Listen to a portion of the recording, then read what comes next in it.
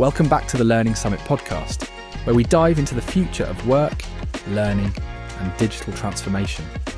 I'm your host, Alex, and today we're tackling a challenge that's top of mind for organisations worldwide: remote work alignment. How do you keep teams connected, engaged, and productive when they're spread across different locations and time zones? Well, to break it all down, we have a special guest, Sean Gilligan, founder of Webanywhere. Sean's an expert in e-learning, remote collaboration, and workplace technology, and he's been helping companies bridge the gap between learning and performance for years. Sean, welcome to the podcast. Thanks, Alex. Excited to be here. Remote work has transformed how we collaborate, but alignment between employees, leadership, and company goals is often the missing piece. I'm looking forward to sharing insights on how organizations can use learning, communication, and the right digital tools to stay connected and move forward together. Remote work was supposed to make teams more connected and productive, but studies show 67% of remote workers feel more disconnected than ever. Today we're exploring how daily digital rituals might be the key to solving this paradox. That's such a striking statistic, and it really highlights the challenge companies are facing. I've been following how organizations are using new tools to bridge this connection gap. You know what's fascinating? I was just talking with a remote team leader who completely transformed their company culture using daily digital check-ins. They saw a 40% increase in employee engagement within just 3 months. That's impressive. What exactly made their approach so effective? Well, they implemented the Watch and Learn platform. Instead of traditional meetings, team members create these quick video updates and screen recordings. The key is that everyone can watch and respond when it works best for them. That asynchronous approach must be especially valuable for global teams. Have you seen any data on how it impacts productivity? Actually, yes. Companies using structured daily debriefs report a 28% reduction in meeting time and a 45% improvement in project clarity. But here's what's really interesting. It's not just about efficiency. Teams using these tools show a 52% increase in feelings of connection to their colleagues. The psychological impact of these tools seems pretty significant.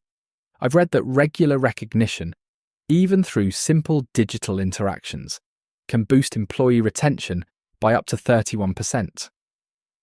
Exactly right. And get this. Teams using daily debrief systems report 63% fewer misunderstandings about project goals and expectations. It's like having a digital pulse check for the entire organization. Speaking of organizational health, how are managers using these insights to support their teams?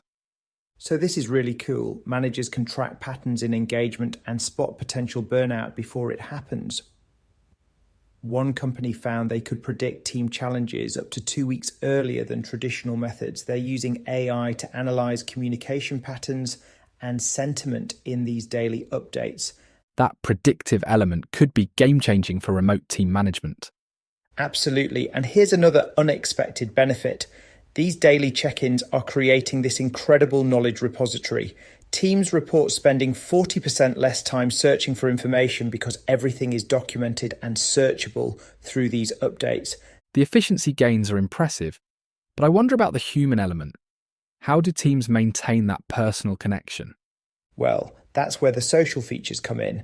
Companies are getting creative, like implementing Wins Wednesday or Learning Friday themes. One team saw peer recognition increase by 76% after adding structured appreciation prompts to their daily debriefs. Those structured interactions seem to make a real difference in building culture remotely. You know what's really surprising? Teams using these daily debrief systems report a 58% reduction in feelings of isolation. It's not just about the work updates, it's about creating these micro moments of connection throughout the day. That's fascinating how small interactions can have such a big impact on team cohesion. And looking ahead, the implications are huge. We're seeing companies experiment with AR and VR elements in their daily check-ins, trying to create even more immersive ways to connect. Some predict that by 2025, 70% of remote teams will use some form of mixed reality in their daily communications. The future of remote work seems to be evolving faster than anyone expected. It really is. And here's what I think is most crucial. Successful remote work isn't just about having the right tools. It's about creating these intentional daily practices that keep everyone aligned and connected. The companies that figure this out now will have a massive advantage going forward. And it all comes back to that human need for connection and purpose, doesn't it? Exactly. The data shows that when teams get these daily digital rituals right, they're not just surviving remotely, they're actually outperforming their in-office counterparts by up to 13% in key metrics like engagement and innovation. That's the future of work right there. Sean, this has been a fantastic conversation on remote work alignment. From setting clear expectations to using learning platforms for ongoing communication, you've given us a lot to think about. Before we wrap up, where can our listeners learn more about Webanywhere and the work you're doing? Thanks, Alex. You can visit webanywhere.com to explore our solutions for workplace learning, employee engagement, and digital collaboration. And if you're interested in Watch and Learn, you can visit watchandlearn.io. Perfect. Be sure to check out webanywhere.com, and if you found today's episode helpful, don't forget to subscribe, leave a review, and share it with your team.